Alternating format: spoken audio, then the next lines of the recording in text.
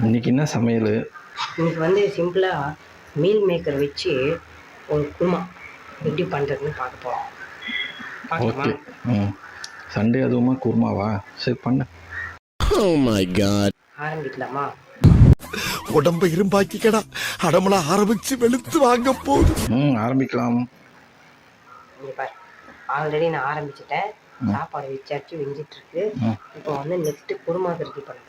அது எப்படி பண்ணுறதுன்னு பார்க்கலாம். எடுத்த உடனே வந்து தேங்காய் அரைச்சிடுறியா?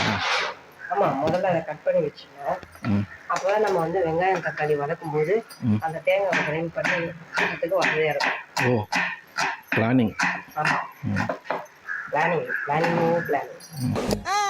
சரி, இந்த கடையை எப்போ தான் மாற்ற போகிற? கடையை வந்து நான் ஒரு சென்டிமெண்ட்டாக வச்சுருக்கேன். இரு ஒரு 5 வருஷம் இருக்குமா?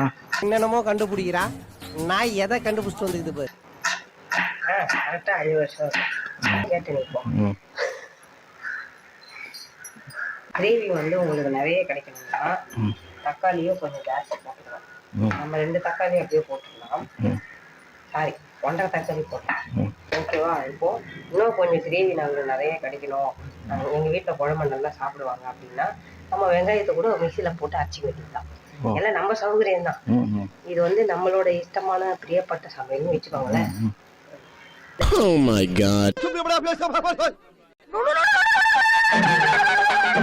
போன வாரம் தானே வாங்கிட்டு வந்தோம். ஆமா, 4 பேர் இருக்கிற ஃபேமிலிக்கு 1 லிட்டர் 2 வாரத்துல செலவாயிடும். போன வாரம் இல்ல, அது முந்தின வாரம் சனிக்கிழமை வாங்கினேன். வரும் ஆனா வராது. ஒரு துண்டு பட்டை, ஒரு 4 கிராம்பு. இதுல இஞ்சி கூட அஸ்வகந்தா, அதிமதுரம், துளசி, அப்புறம் ஏலக்காயும் இருக்கு. பாத்தீங்கன்னா எவ்வளவு போச்சு, அதையும் போட்டுப்போம். இப்போ கரம் மசாலா பிரிஞ்சி இலை வந்து பிரிஞ்சிக்கு கம்பல்சரி இல்லை. பிரிஞ்சி இலை இல்லாமல் எப்படி பிரிஞ்சி பண்ண முடியும்? வாசனை சும்மா தூக்குது. பைத்தியமாயவே ரொம்ப நேரம் நல்லா பேசிக்கிட்டாலே. அதுவே தெரியாம இவ்வளவு நேரம் வீடியோ எடுத்து லூசு பையிலையும் உச்சா பையிலையும் கூட வச்சது எவ்வளவு பெரிய தப்புன்னு எனக்கு இப்பதான்டா தெரியுது. வெங்காயம் தக்காளி அது எனக்கு எதுக்கு தெரியுமா? சாப்பிட போறது எது செஞ்சு வச்சாலும் சாப்பிட தான் போகிறேன். இப்படியெல்லாம் சொல்லக்கூடாது. அதாவது வாய்க்கு வந்தபடி எல்லாம் பேசப்படாது, எதா இருந்தாலும் நியாயமா பேசணுமா இல்லையா? வெங்காயம் தக்காளி வதங்கிட்டு நம்ம உப்பு போட்டுக்கலாம். இப்போவே இப்போ இதை நல்லா கலந்து வச்சுட்டு நம்ம ஒரு மூடி போட்டு ஒரு 2 நிமிஷம் விட்டுட்டோம்னா இது வதங்கிடும். அந்த டைம்ல வந்து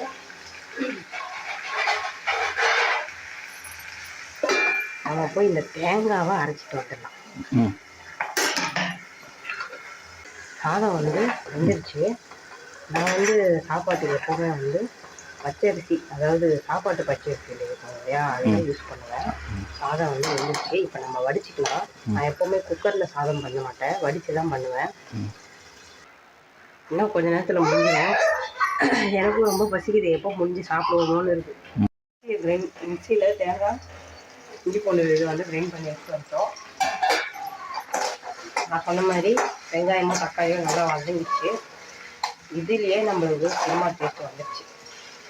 இப்போ அடுத்து என்ன பண்ணோம்னா, இந்த மிக்ஸி பண்ண தேங்காய் என்னாச்சு? தப்பு பண்ணிட்டேன். என்ன தப்பு பண்ண? ஒப்படால மீன் மேக்கர் போட முடிச்சிட்டேன். அதெல்லாம் ஒன்றும் இல்லைல்ல. அதெல்லாம் ஒன்றும் இல்லை. இதெல்லாம் டெய்லி நடக்குது இல்லை அப்படின்றியா?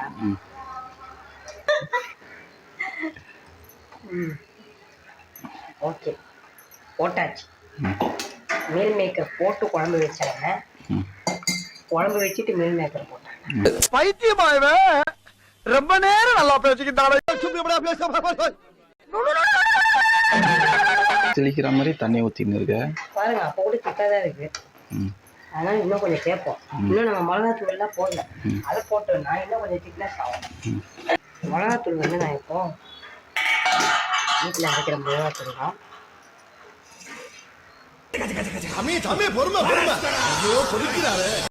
போதும் நினைக்கிறேன்.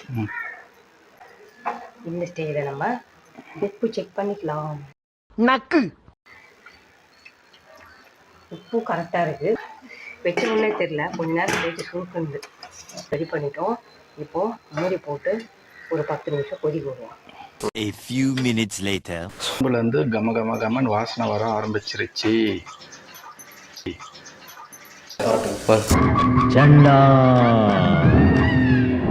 எண்ணெய்லாம் பிரிஞ்சு வந்துச்சு பாருங்க. இந்த அளவு திக்னஸ் இருந்தால் நல்லாயிருக்கும்.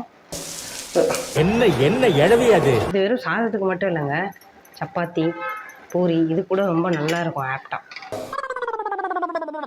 ஓகே, இப்போ வந்து நம்ம நெக்ஸ்ட் ஆம்லேட் போட்டுக்கலாம். சைட் டிஷ் இல்லாமல் சாப்பிட்டேன் எப்படி பேருக்கு அப்படியே அட் த சேம் டைம் பத்தலைன்னா நைட்டு வச்ச கொஞ்சோண்டு ரசம். என் வாழ்க்கையில் இன்னும் நான் எல்லா குடும்பங்களை பார்க்கணும்னு இருக்கும், எனக்கே தெரியல.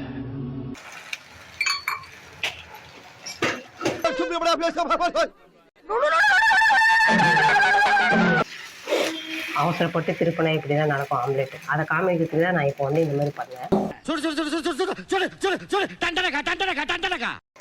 எப்படி எல்லாம் சமாளிக்கிறது.